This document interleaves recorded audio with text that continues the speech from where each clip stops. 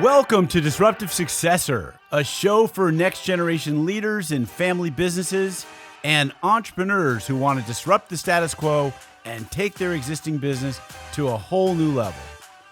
We all know that what got us here isn't going to get us there. This show will provide inspiration, advice, and resources to help you create massive impact. This podcast is sponsored by myself, Jonathan Goldhill, and my company, the Goldhill Group, where we provide coaching for growing companies. I'm Jonathan Goldhill, and my purpose is simple: to guide entrepreneurial leaders in family businesses towards more freedom and fulfillment. I want entrepreneurs to get clarity around the changes that will make them and their businesses more successful so they can experience the same freedom I've enjoyed in my life. Our proven practices challenge business owners to think differently about their business and how they're running it, and quite literally become game changers in our clients' companies. Learn more at thegoldhillgroup.com website, where you can schedule your free strategy session.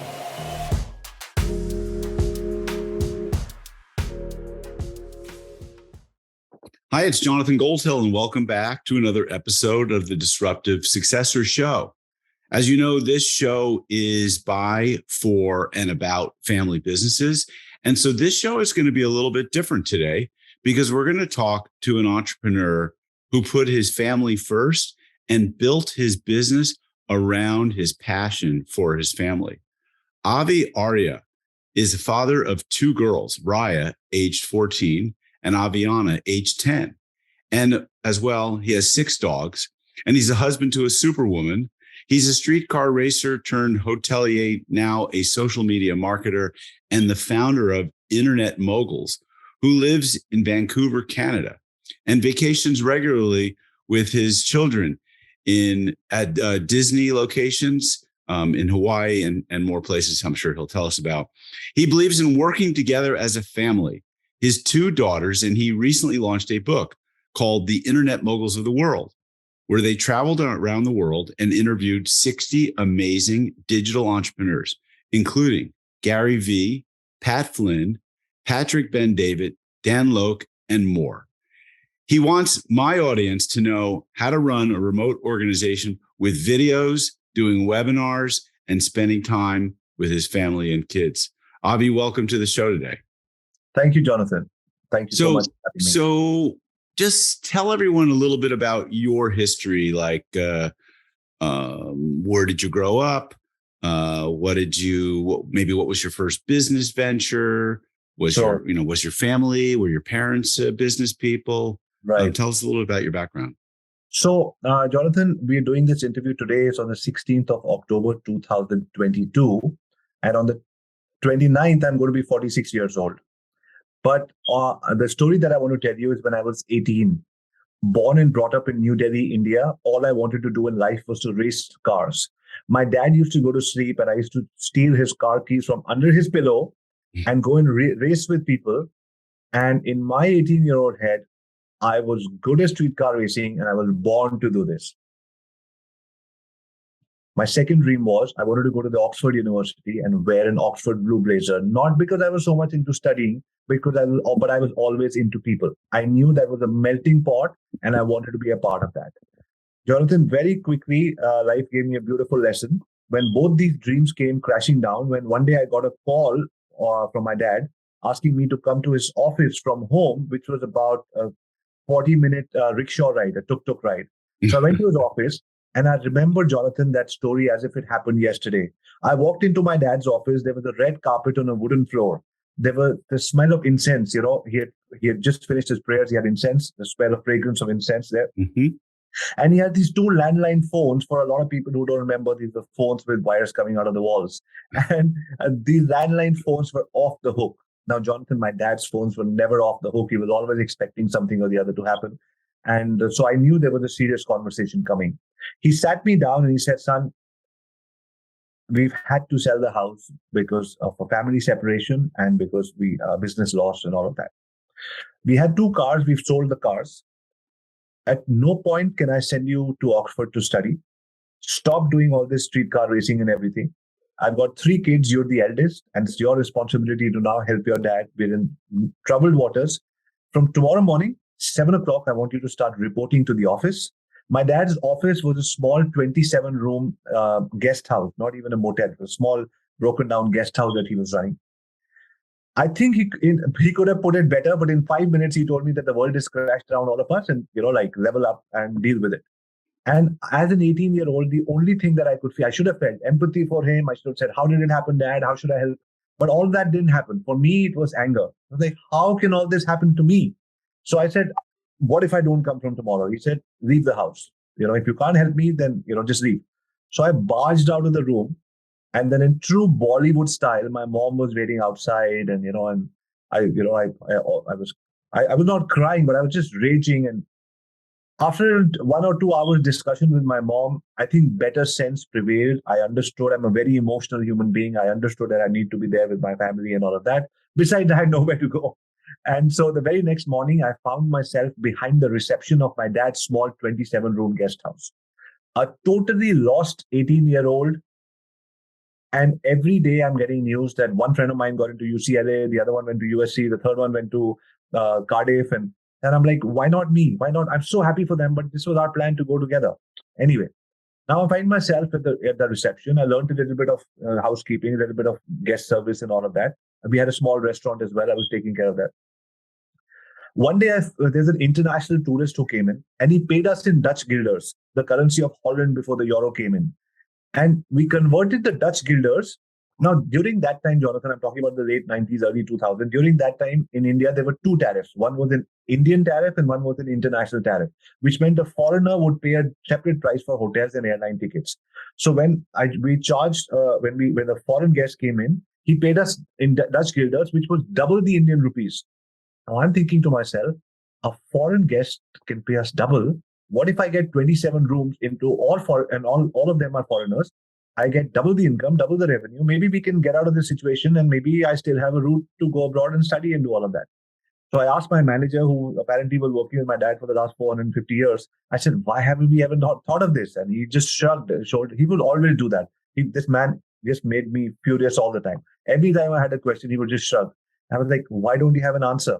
I just thought he doesn't respect me, and rightfully so. 18-year-old son of the owner is now at the reception. Anyway, so I was like, how do I get these foreigners to come to India? During that time, Jonathan, there was a new phenomenon on the market. Just like today, we have the crypto. Everybody wants to do it. Very few people understand it. This phenomenon was called the internet. Everybody wanted to do it. Very few people understood it. In New Delhi, where I was located, there were only 2 places, the British School Library and the Sheraton Hotel. Both of them had 400 rupees access to about half an hour of the internet, which was approximately at that time about $8 to $10 for half an hour. Prohibitively expensive. Somehow I saved money and I went to both those locations. The internet would not work. The website would not open. But chat was easily accessible with those kind of internet speeds. And I started chatting with my cousins overseas. And I realized that people are very happy to give information on what's happening in that side of the world. And but then they were only a few hours. After 6 months, and my head was now internet. After 6 to 7 months, I saw an ad in the paper.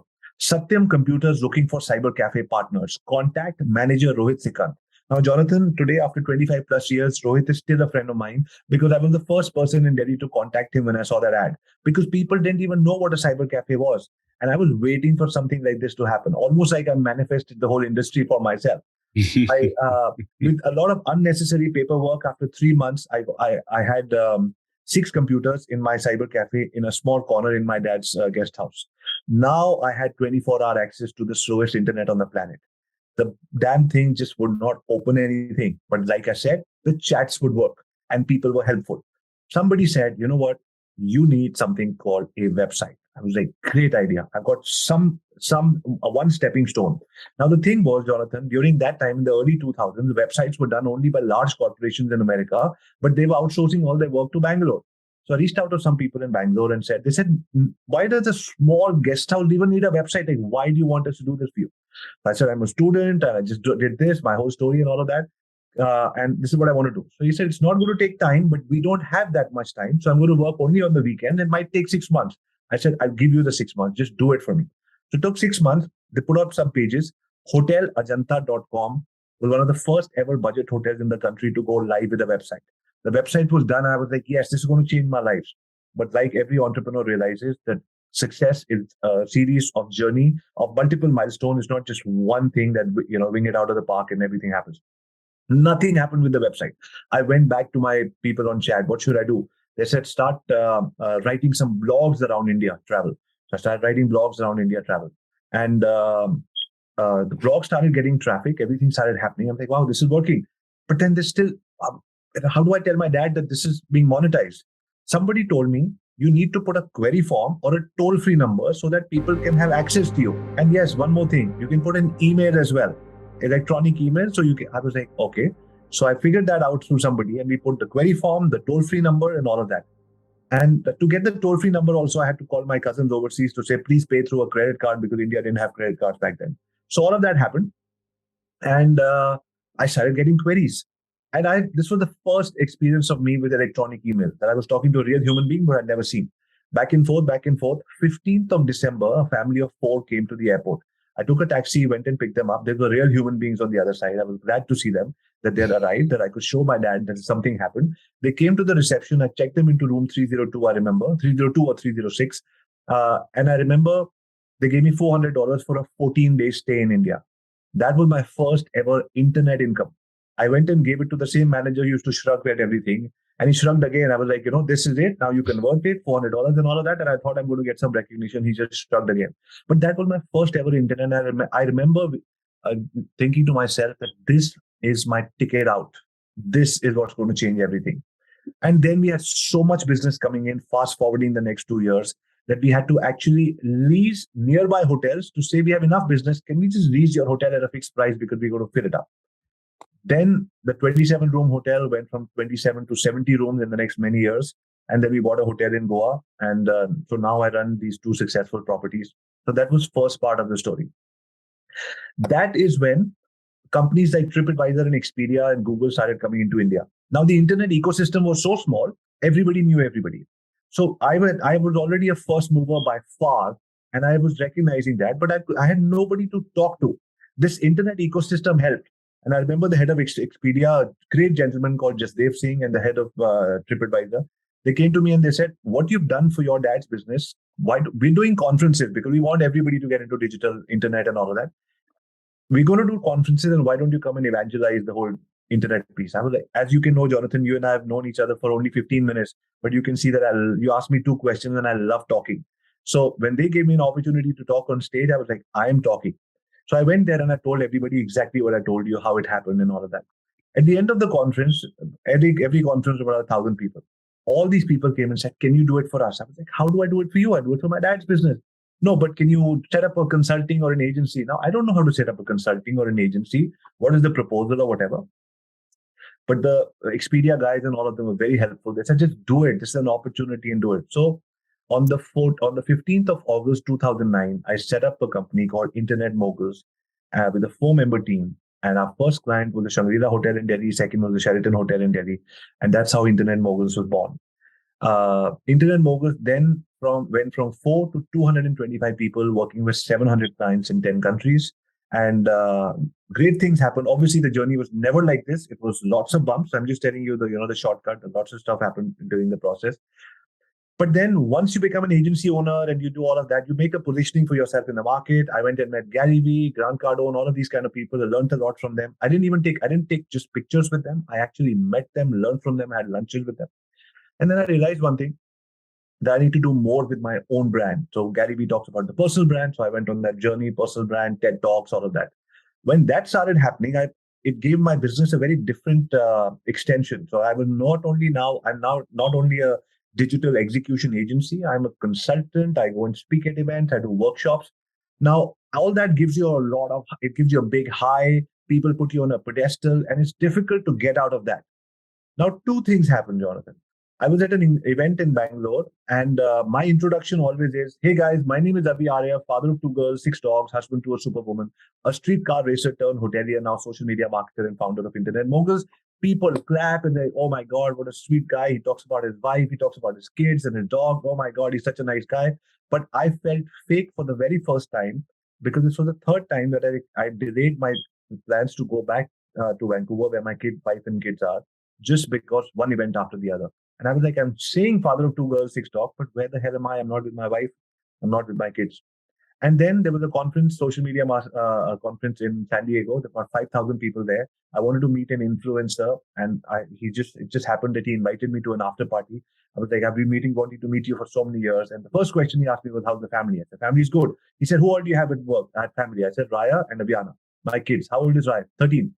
He said, oh, she have 5 summers with her. So what happened in Bangalore and then what happened at this was like, oh my God, I felt fake. I felt guilty. I felt all of a sudden, all this happiness because of the success that I got felt um, felt diluted with like, I need to do something else, and this is not the end all of it. So obviously, any plan that you want in life cannot be executed. A realization is just one step. You need time after the realization as well. So I took about 2 years, and I said, let me put something on the back burner which can happen automatically. So I started building an online course on how to do micro videos, because I've always been confident on camera and all of that. I was actually 108 kilos. I used to stammer. My mom got me out of this whole thing. So whole credit goes to her. But now I'm confident on camera, which I wasn't. So I thought I can teach people to say, doesn't matter how you think you look, because you're not who you think you are. You're not how others think you are. You are what you think others think you are. So based on that philosophy, I'll teach people. So I created a short course, 7,999 rupees. It was less than $250. And I started doing after work at 7 o'clock from 8 to 11 at night. I used to do a webinar every Monday, and we used to make about $2,000 to $3,000 in selling the course at the end of the webinar. So this was sort of a side hustle which was happening. Then came COVID. When COVID happened, the 2 hotels that we have shut down, the agency shut down, and all of a sudden I had 200 plus people to take care of, and I had the salary due in 7 days. And I did not panic, but I was lost. I didn't know what to do. That time, the only thing that I had was webinars, and I went home and I said, "Can we do a webinar?" My team said, "We don't have enough people. We haven't advertised this week." I said, "Just email everybody on the database." There were 600 people who came because everybody wanted connection during those days, and I started retelling them about how to do micro videos to grow your business and all of that, and it took off. In the next 75 days, we made about 75 lakhs, which is about $150,000. The next 2 years, we made $2 million just through webinars. I did a webinar every single day of the first 2 years of COVID. I didn't take a day off. And once that started happening, I said, what can we, this was my ticket to freedom. As soon as the flights opened up, I came back to Vancouver, and then I didn't go back to the office physical location for 2.5 years. So COVID taught us how to do webinars. COVID taught us how to do online courses. COVID taught us how to manage teams from overseas. So that was one part of the journey. The second was, once these 2 realizations happened to me, I said, let's do something together. So me and my daughter, Aviana and Raya. Raya is now 16, Aviana is 13. But that time they were 13 and 10. So we said, let's form a company. It's called the Daddy-Daughter Venture. We went to meet Gary Vee, Grant Cardone, Dan Locke, Pat Flynn, Patrick Pat David. And then while we were meeting these people, the COVID happened. So we could not meet them. So we started sending I was teaching micro videos. So we started sending short, personalized micro videos. Hey, Jonathan, I see your podcast all the time. Especially, every time I listen to you on a podcast, I can actually read the covers of all the books behind you. And I pick up most of the books from you. So that's a little bit of a personalization I put in every video. And then we say who we are. This is me. This is Raya, Aviana. So short, personalized 3 to 5 minute video for over 200 people. 62 people said yes. And we interviewed them and we wrote a book. The girls created a podcast, and the book is sold a couple of thousand copies. The girls have become speakers, authors, all of that. So that sort of, they woke up at 3 at night, they edited it. So it was the first time we were doing a project together where I was still working, but and I was also training my girls to be entrepreneurs. And now we have a project that they can obviously show off with. I hope that helps them with their college or wherever they go. But at the same time, the book is documentation of our closest times together. And so I know that's a very long answer, but that's where I am. It's the longest answer I've ever had on a podcast to date. I don't even know if I could talk that long. So good for you. I thought it was fascinating. Really interesting story. And there's so many different directions or places we could go. Let's just back up all the way to like when you were 18. And you probably had a pretty big chip on your shoulder, I would imagine, like with your dad telling you that information. I mean, that's just shocking. Um, and so, just okay. Let me just go a little deeper. Were you living with your mom or your dad at that point when you started working with him? Absolutely. Throughout. Even now, when I'm in India, we are in the same house. So we've always lived together. So your mother and father, they split up, but they stayed together in the same house. No, they didn't. They never split up. And but we were always. It's just my mom was waiting outside the door because she knew that my dad is going to, not sugarcoat it, drop it like a ton of bricks, and she needed for that emotional support. Gotcha. So, how long did it take you to get over that sort of anger, frustration? Was there like it almost sounded like in the story that you showed up the next day and you were ready to work. But I can imagine an 18-year-old having the chip on his shoulder for quite some time.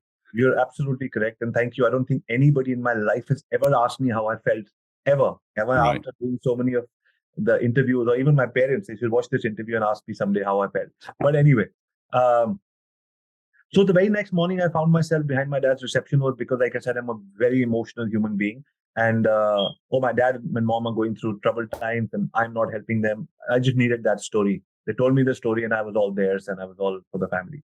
But when it came to the anger kept on coming back when I saw my friends going, oh my God, why not me? Why not me? And then they were there for 4 years. So they would send emails with attachments of pictures of where all they'd been and the girlfriends that they had and the cars they drove. So the anger was there for 3-4 years. But once I started getting on stage by companies like TripAdvisor and all of that, inviting me on stage, and I'm wearing a suit and I'm all up there, and people want to. That's when I found myself again. I had something to stand for. So that's when I said, you know what? Now I can go and do an executive program anywhere. And so I still want to go abroad and study. I cannot not go to Oxford, even if it's a small certificate. Now you can afford it. Yes, I can afford it. But you might not have the time and you'll be away from your kids. All right. Exactly. So tell us about your dad. Like he's watching you have some success and you really are what I would call a disruptive successor, right? You're in this hotel business and you've decided that technology, the internet, marketing this hotel, like this is the future. It's not just sitting around waiting for like local people to come and stay and being a budget hotel.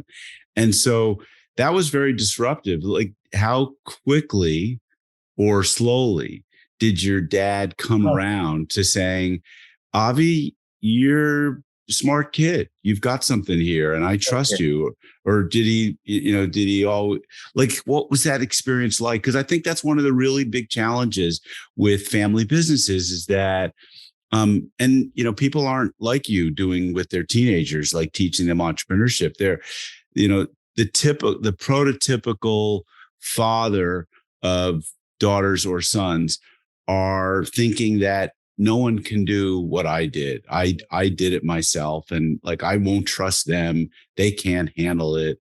It's like absolutely. So with my dad, like I speak to him every day. My dad and mom are my biggest coaches, mentors, entrepreneurs. I spoke to them early in the morning, 2 hours before. They know that this podcast is going to drop, so I'm very close to them. They're in India. They still work as hard on both their hotels. What happened was that during that time, I had also, because I was like, this hotel is always going to be my dad's. I need to do something on my own. So I started a few travel websites. I got carried away. I booked 100 domains and I started doing websites on all of them. Bad decision. I should have focused. But anyway, I had this one website called Cheap Air Tickets India. That one website took off and got a lot of traffic.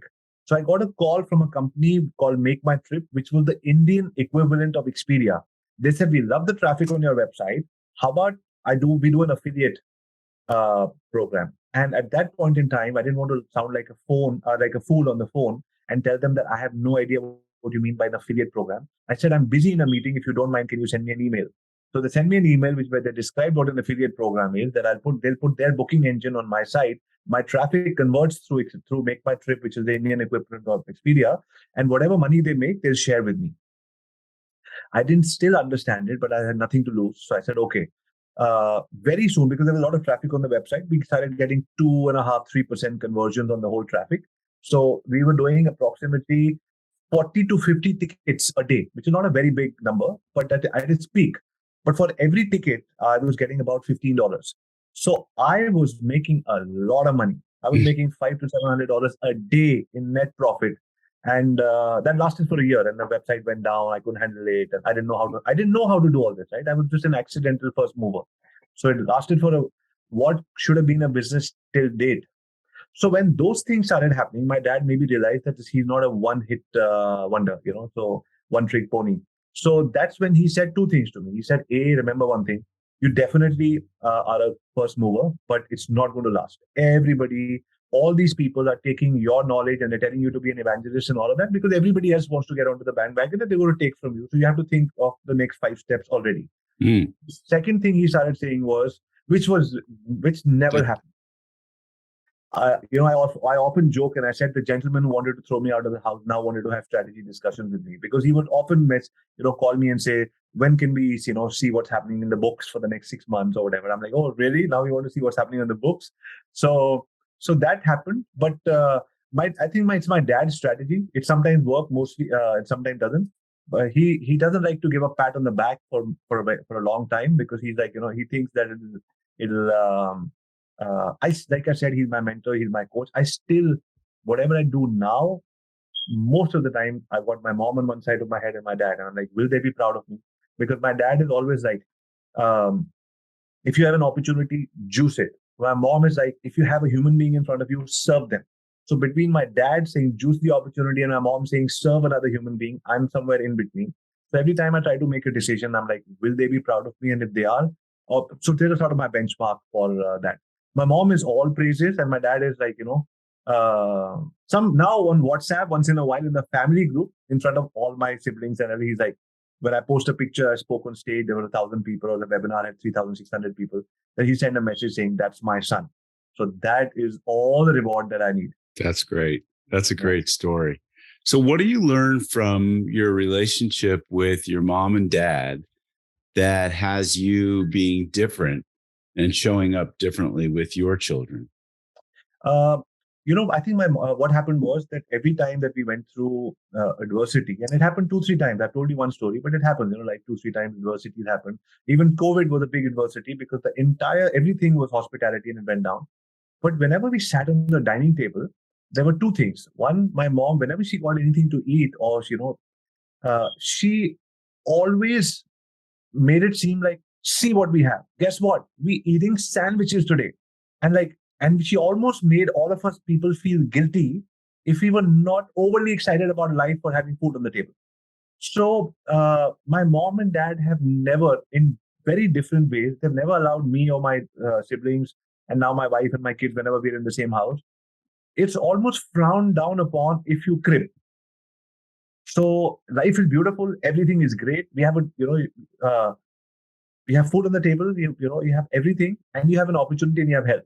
So that has always given me a good night's sleep, knowing that everything is okay, and I'm blessed to still have them in my life. So even now, they're the same. They send me messages through my wife or through my kids. They know if I'm going through some stress or the other. They're like, it's okay. It'll work out. This is whatever. So that breathing ground, if it's okay, I'm with you, and I know you can do it. And how do you know I can do it when I know I can't do it? So, yeah, we knew you could do it when you didn't know you could do it when you were 13, when you spoke on stage as an overweight guy who was stammering. We knew you could do it when you didn't know you could do it, when you did your website and all of that. And so we know that you will figure it out as well. I'm like, you know what? These words mean so much to me. Just do me a favor. Just repeat them every Sunday and do it in front of all my siblings on the family group. That's great. So do you know the statistics about family businesses in India versus other countries in the United States? Because my research suggests that maybe 95% of all businesses in India are family businesses. And I won't be surprised. I think 97% is actually a number I heard. And, the United States, there's a surprisingly large number of businesses that are family businesses also. And it may be approaching 60%, I think. But India, because I don't know if it's the economics over there and families having to really, support each other and like work with each other. They don't have I don't think the wealth that we have in the United States where there's the mobility and, you don't want to work for your parents, go fine, go to college, go do something else. I mean, I understand that there's just a really tight family bond that would suggest that, many people would be put in the position that you were put in. I mean, it's interesting to hear that your friends were going off to United States universities. That's pretty impressive. Yes, I went to one of the best schools in the country, so I was privileged that way. So, but it doesn't happen with everybody, and everybody doesn't have those kind of friends and all of that. And for my dad also, it would have been, it would have been a struggle to send me abroad, but he was still preparing for it till he wasn't. But it could be 95 or 97. So in India, there are obviously 60 countries within a country, so I can't generalize. But Right. the one thing I know is they're the very poor people. So their children have no option. I can't give you education. I'm a rickshaw puller, or I've got a small grocery store which makes maybe $1,000 a month. So, and the child has to join. And then there are the rich and affluent. It's equally difficult for both, because the rich and affluent were almost like, you're going to the USC, go have fun, I'm going to buy you a Ferrari, but when you come back, you're going to work in the family business because who's going to take care of this billion-dollar empire? It's equally difficult for them. So I see a lot of my friends in both phases. Like, I've got a chauffeur who's been driving my car for the last 20 years. His kids were going to poorer schools, and he still had one thing for them. He wanted to get the girls married off early so he doesn't have their expense. And he wanted to have the guys join him and drive, become a driver with him. And and the kids and my driver's kid revolted, and he went to another city. But my rich friends who have billion-dollar businesses, they still try to open a department or do something which is a non-profit, whatever, just because they feel this is mine. So it's very funny. And there are many stories in India, and there's one in Vancouver. So I'd gone for a holiday a couple of years ago, and I saw this gentleman who made 100-acre farm, a vineyard. And we met him and all of that. And I was like, 10 award-winning wines and all of that. So he said, we came in 1935. We bought everything from Spanish immigrants. And now we're the number one vineyard and 100 acres and all of that. But my son, who's 27 years old, he wants to go to work in a bank for $4,000 a month. So we have no option, but in the next 10 years, we'll sell and we'll give it to somebody else and somebody else. So the urge, and my dad was not happy with it for the longest time. And I'm sure he's 100% not happy with it even now, that I chose to do something on my own, because he did. Last time he told me was 10 years ago, that if you and I were 100% together, then from two, we could have had multiple hotels. So there is this thing of not being able to get out of a family. It's difficult. Very, very interesting. And so, all right. So tell us a little bit about your digital agency. What are you up to these days? And are your daughters still participating? Do you see them participating in the future of the agency?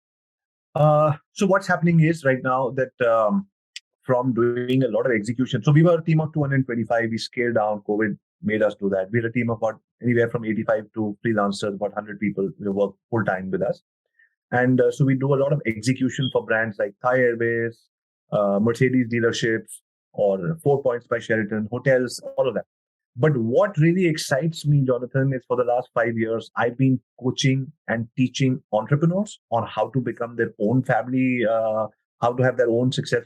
So I run a mastermind where we have right now 35 entrepreneurs. And so these kind of, that's one. And the other is I go into small and medium-sized companies and I coach and train their teams on how through videos they can get their brand out there, how they can get leads, how they can get sales. And while all of this, there are 7 elements that I teach, how all of this can happen from anywhere in the world. So your boss does not need you in the office every day. You can be happy with your children. And it can be an ideal life. I mean, there is a possibility. Yes, you have to learn a few skills, how to get people on through Facebook ads on your webinars, how to actually deliver value and close sales on a webinar, so that when you put the laptop down, you have a few $1,000s for the week and you're like, yeah, I'm done. And then you go out with your kids. So to demonstrate that, I went to Disney maybe 4 times. I went to London and I documented all of that on my YouTube channel to say, hey, this is the webinar. It's done. This is the money that I made. Now I'm going down the roller coaster ride. All of that because I wanted to tell people that it took me a long time to learn and understand that this kind of model is available. And then people started saying that, Avi, you're living in two countries and all of that. Why don't you document this and start making a book out of this? So that's what gave birth to the newest baby in the house, which is the Family First Entrepreneurship Series, where it could be corporates or individual entrepreneurs. Today, I coach, mentor them on how they can do everything from anywhere in the house. Because a family of four, Jonathan, an average travel time of 1 hour. So everybody's traveling 4 hours a week, at 4 hours a day, 20 hours a week, 80 hours a month, 1,000 hours a year. So a total calculation comes to about 2.5, 3 years spent in traffic from the family, just in traffic. Now, if I can help save 30% of that time, and out of those four members, one of them becomes a family first entrepreneur and starts doing this webinar and whatever I'm teaching them. So they reclaim 1 year back, and that 1 year can be put back into at least 6, 7 more vacations so that they feel more fulfilled. So that's sort of the new journey that I'm on. My girls are in it for the interviews still, the podcasting still, the YouTube still, the editing of it still, and putting it on the channels. But Raya's applying for college this year, so she's taking a break. She's taking a lot of time off. She's giving me maybe 2 hours a week. She used to give me a full day every week. And Aviana is still 13, so she's like, Daddy's. So whatever I tell her, she's with me. But they all want credit for everything. Of course, they're co-founders. They want to see where the money is. It's in the bank. We made $8,500 as a team selling those books. They're like, when do we get that money? I said, this is the company's money. So it goes back, give us an idea and we'll re-promote it. So, but it's not going to come to buy shoes or sneakers or whatever. So right now, both the kids are applying for TED Kids next year so that they become TEDx kid speakers. And so just a little bit of that. What a fabulous story. And kind of reminds me a little bit of the story of you when you were 18. I mean, your daughter, your two young daughters are looking at $8,500 sitting in a bank account, which to them might be like, that's enough money to go to the moon and back. I know, right? And Dad's saying, no, this is the company's money. This is not your money. Like, we have to reinvest this and make this grow into something else. And I'm like thinking like, this is like the 18-year-old who just got told that he's not going away to university in America. He's got to stay and work in this company. I mean, I don't think kids don't do well with that kind of like deferred gratification. They want it today, you know? And so I think you're teaching them a really great, like if they can be accepting of that and, you know, have the wisdom to understand, then you're teaching them something that's really remarkable. You know, the credit goes to my wife on that part because kids go through different cycles. So my elder daughter, Raya, she wanted to become a professional bodybuilder last year. So she got into bodybuilding. She said, Dad, all the interviews we've done, everybody said, work with the best teams. I said, yeah. So I need the best coach for bodybuilding. I said, yes.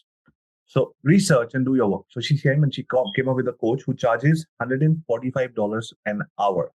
So for coaching. And I said, he's the best. Yes. Where did the money come from? My first instinct was, I'll give you the money, you give it back to me. And my wife was like, no, you must work with the best, figure it out.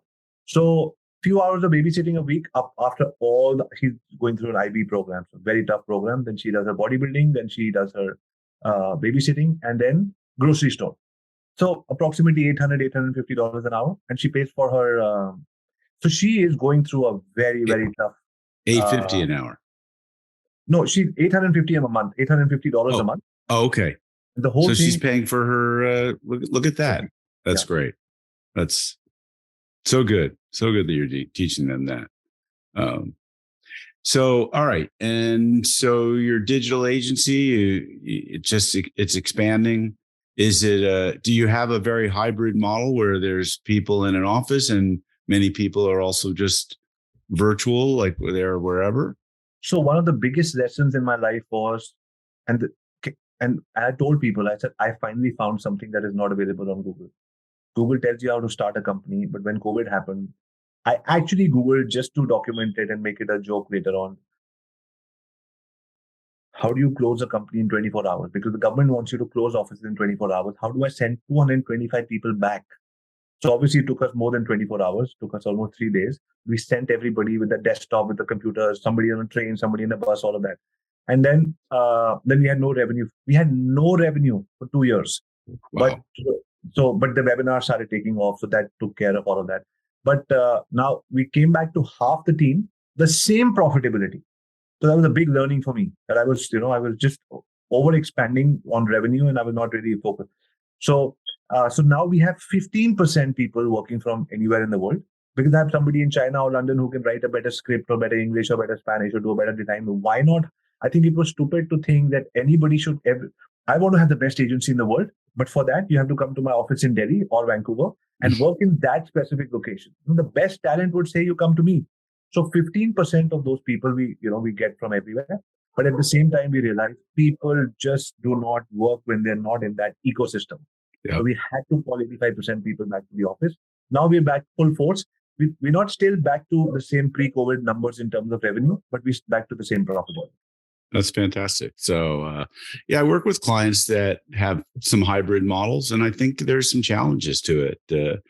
Doing design or engineering or software development. I mean, you're sitting in front of computers. You could be sitting at the desk next door, or you could be sitting at a desk, 3,000 miles away. Right. But there's time zone changes. There's conversations around the water cooler that don't happen so organically. There might have to be more scheduled.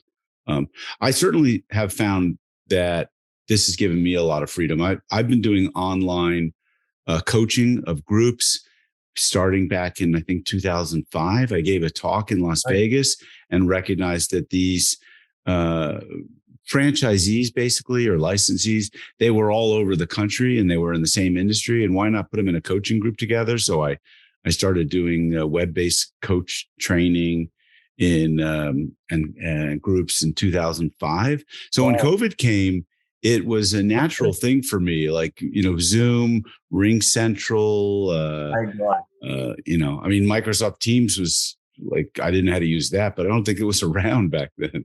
So, wow, 2005. Yes, I really was doing, I used a company called Ready Talk out of Colorado.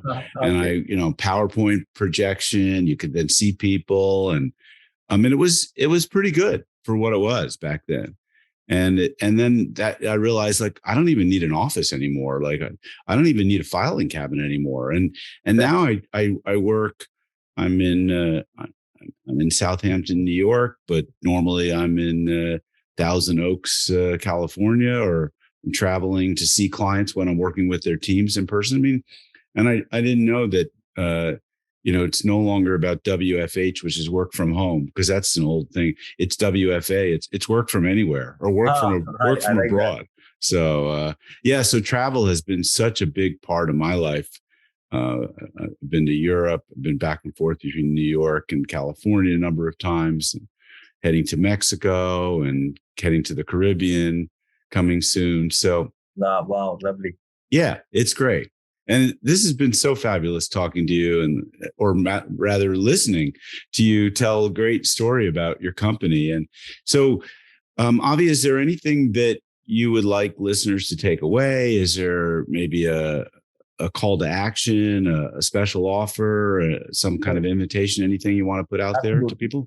Absolutely. So thank you for that opportunity. So two things. One is that doesn't matter how old you are, 35, 45, 55, 65, 75, if you are somewhere feeling that, we as entrepreneurs or any human being, we all almost put entrepreneurs as if they're from Mars and everybody else is from, like, we're all going through something. Doesn't matter if you're in a job or you're an entrepreneur. As we get anxious, we get fearful, we feel like crying, we feel alone. And the one thing that comes to everybody's rescue is another human being in terms of family. It could be your best friend, it could be family, somebody to lean back on. And that is the best medicine today. I mean, yes, there are amazing medicine, science and all of that, but nothing like any human being that you call a family to pick the phone up and go and meet, have a drink with. But because of our work, because costs are rising around the world, I can't afford my house, I can't afford my car, so I don't have time. I need to make enough dollars.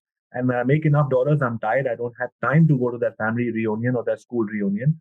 So becoming a family first entrepreneur makes it easy. Today, you can convert your mess into your message. Whatever didn't go right for you and now you figured it out, you can help other people figure that out. Convert that into a course, whatever profession you've been in or whatever life experiences you've been in. Every badge that you get from Harvard, Princeton, or Yale today is a life experience. You went through 3 life experiences and you arrived. Congratulations, you got those 3 degrees. Take any of those life experiences and be empathetic towards the others who are not able to cope up with it. Create an online course or a program around it or a coaching program and start selling it through webinars. People love to connect, and you don't need a lot of people on the webinars, and you don't need a lot of people to be able to make this at least $100,000 business. And that's what I do. And so for all of you people who are listening, my best channel to be our LinkedIn or Instagram, where I'm at Ask Avi Arya, AskAviArya. Just send me a DM saying you want to book a call with me and you heard me on Jonathan's podcast. And I'd be happy to book a call with you in the next 48 hours of hearing from you. Sounds great. Avi, thanks so much. I really appreciate your sharing your wisdom, your heart. It's always interesting to listen to someone who comes from the country that you come from. When they speak, it sounds so different than listening to the Right. voices of Americans. And there's I think a high trust factor that it comes from the heart and that it's got a lot of good intention behind it. So really felt that with you today. Thank you, Jonathan. My mother always says that you see in others only what you have inside of you. So thank you for seeing that. Yeah, thank you.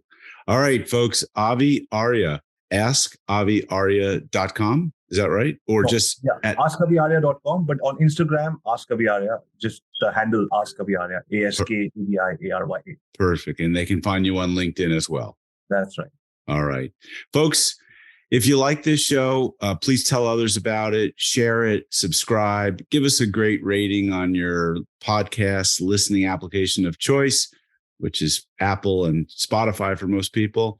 And stay tuned for future episodes. Thanks a lot. This podcast is sponsored by myself, Jonathan Goldhill, and my company, the Goldhill Group, where we provide coaching for growing companies. I'm Jonathan Goldhill, and my purpose is simple: to guide entrepreneurial leaders in family businesses towards more freedom and fulfillment.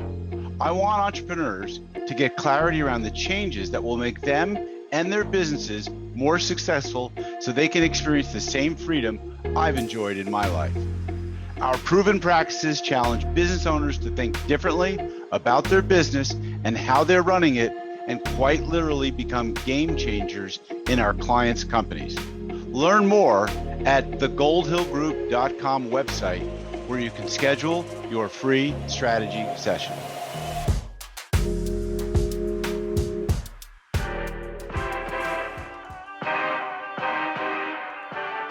Thank you for joining us on the Disruptive Successor podcast.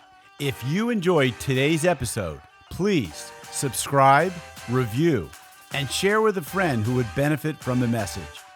If you're interested in picking up a copy of my book, Disruptive Successor, go to disruptivesuccessor.com.